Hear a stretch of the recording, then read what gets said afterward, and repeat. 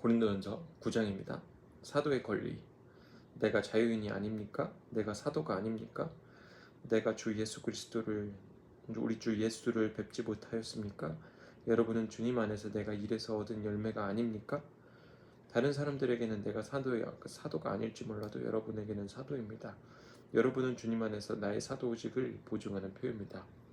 나를 비판하는 사람들에게 이렇게 답변합니다. 우리에게 먹고 마실 권리가 없습니까? 우리에게는 다른 사도들이나 주님의 동생들이나 게바처럼 믿는 자매인 아내를 데리고 다닐 권리가 없단 말입니까?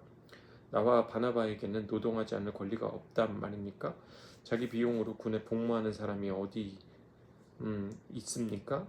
포도원을 만들고 그 열매를 따먹지 않는 사람이 어디 있겠습니까? 양떼를 치고 그 젖을 짜 먹지 않는 사람이 어디 있겠습니까? 내가 사람의 관리에 의하여 이런 말을 하는 줄 아십니까? 율법에도 이런 말이 있지 않겠습니까? 모세 율법에 기록하기를 타작에 일하는 소에게 망을 씌우지 말아라 하였습니다.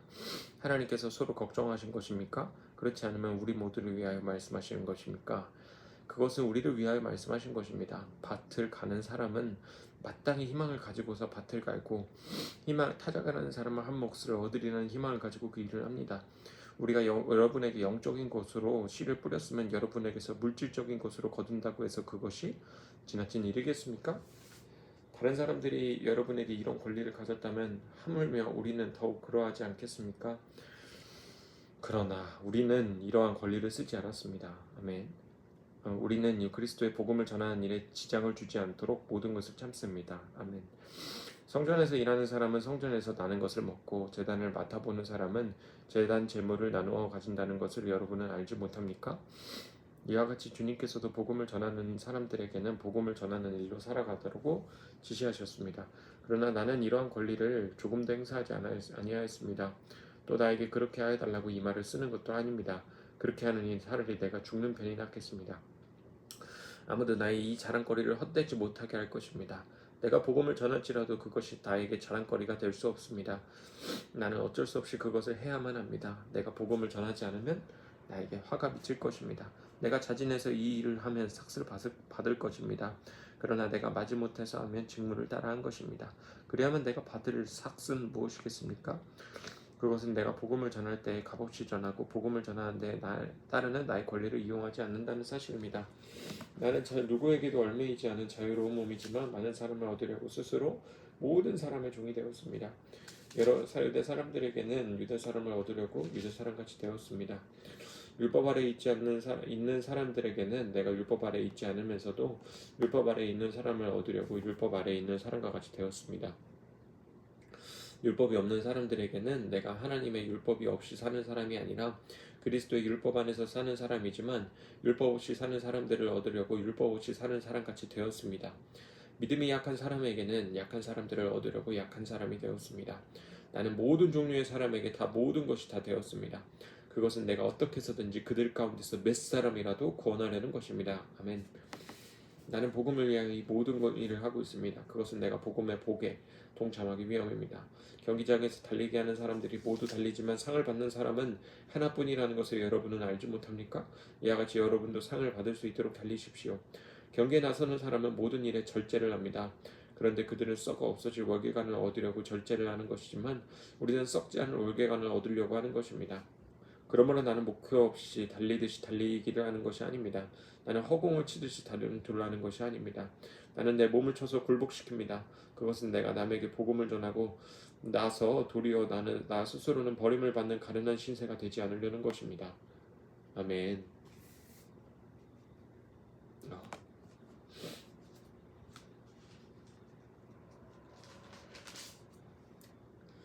저는 22장 이하의 말씀이 어쩌면 내일의 저에게 하는 이야기 같습니다.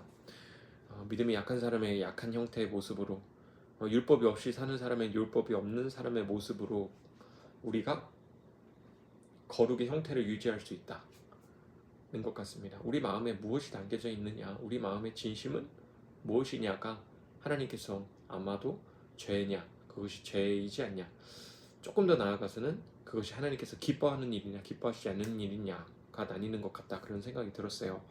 그래서 제가 내일 즉 회사 뭐라 그러지? 회사 워크샵을 가게 되는데 방을 나눠서 쓰게 돼요. 뭐 2명이서 3명이서 쓸지는 모르겠지만 복음을 전할 수 있는 기회가 있었으면 좋겠다. 조금이나마 그 사람들이 예수님에게 가까워지는 시간이 되었으면 좋겠다 라는 생각을 갖고 있거든요. 물론 제가 율법 없이 사는 사람과 행동한다고 해서 술을 먹지는 않겠지만 그거는 할 수 없는 일이지만 어찌됐건 그 안에서 제가 어울리면서 거룩하지만 그들과 어울리며 동참하며 조금이나마 그들 가운데서 몇 사람이라도 구원하려는 것입니다 라는 말씀이 이루어졌으면 좋겠다 그런 생각을 하였고, 제가 이거 9장이 한 저번 주 정도에 제가 읽었던 말씀인데 토요일 일요일 날은 저희 교회 말씀이 쉬기 때문에 다시 소급해서 그 전장으로 넘어가서 이렇게 읽고 있는 거예요. 근데 제가 9장 읽을 때 울었어요. 진짜 울었어요. 왜냐면 그때 하나님께 정말 많이 기도하고 있었던 부분이 배우자에 대한 기도였었거든요. 근데 제가 교회 안에서는 절대 안 만난다, 뭐 어떤 말로는 총 맞아도 안 만난다 이런 말을 하고는 했었는데, 그 이유가 교회는 하나님께 예배하는 공간이고 그 공간 안에 두 자리가 있다고 생각하지 않거든요.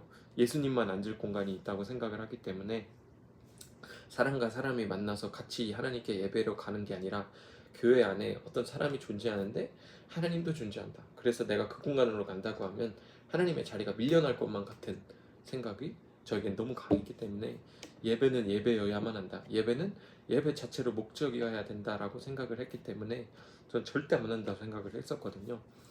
그때 하나님께서 주신 말씀이